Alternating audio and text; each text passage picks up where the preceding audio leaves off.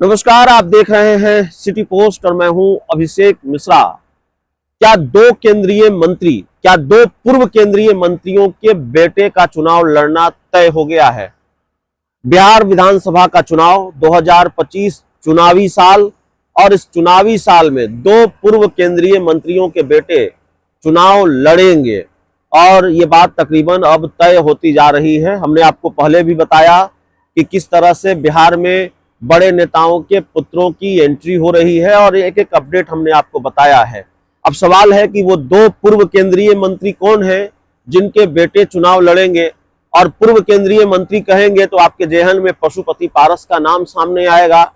पशुपति पारस के बेटे यशराज पासवान जिनके चुनाव लड़ने की संभावना है और अलौली विधानसभा सीट से वो चुनाव लड़ सकते हैं। राजद सुप्रीमो लालू प्रसाद यादव से उनकी बात इस मामले में शायद बन गई है और अलौली का जो टिकट है वो फाइनल हो जाएगा और यशराज पासवान के लिए पशुपति कुमार पारस अलौली की वो सीट लेंगे।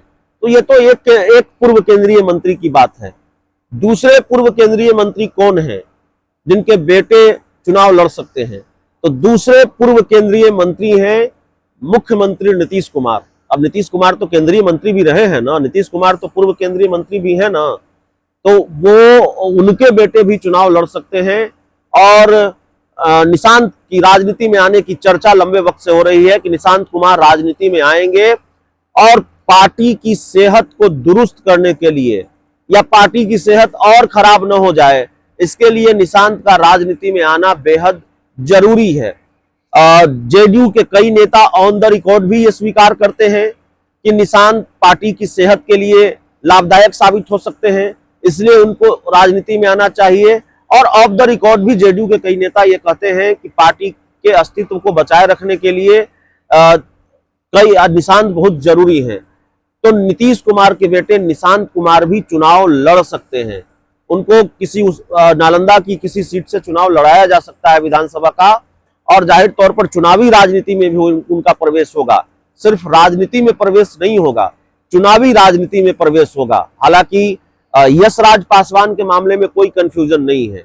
यशराज पासवान को मैदान में उतार दिया है।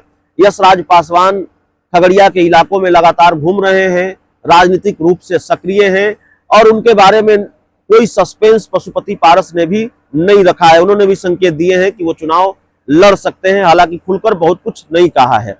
लेकिन नीतीश कुमार के बेटे निशांत के बारे में अभी पार्टी की तरफ से भी दो बातें कही जा रही है। एक धड़ा ये कह रहा है, अशोक चौधरी जैसे नेता, आनंद मोहन जैसे नेता कह रहे हैं कि क्यों नहीं आना चाहिए निशांत को राजनीति में। अशोक चौधरी कह रहे हैं कि मेरी बेटी अगर सांसद बन सकती है तो निशांत राजनीति में क्यों नहीं आ सकते हैं। आनंद मोहन कह रहे हैं कि इंजीनियर का बेटा इंजीनियर हो सकता है तो नेता का बेटा नेता क्यों नहीं हो सकता है।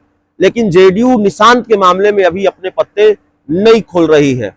लेकिन राजनीतिक गलियारों में चर्चा जरूर है कि यशराज पासवान जो पशुपति पारस के बेटे हैं वो भी चुनाव लड़ेंगे और नीतीश कुमार के बेटे निशांत भी चुनाव लड़ेंगे। इस पूरी रिपोर्ट में इतना ही। बहुत बहुत धन्यवाद।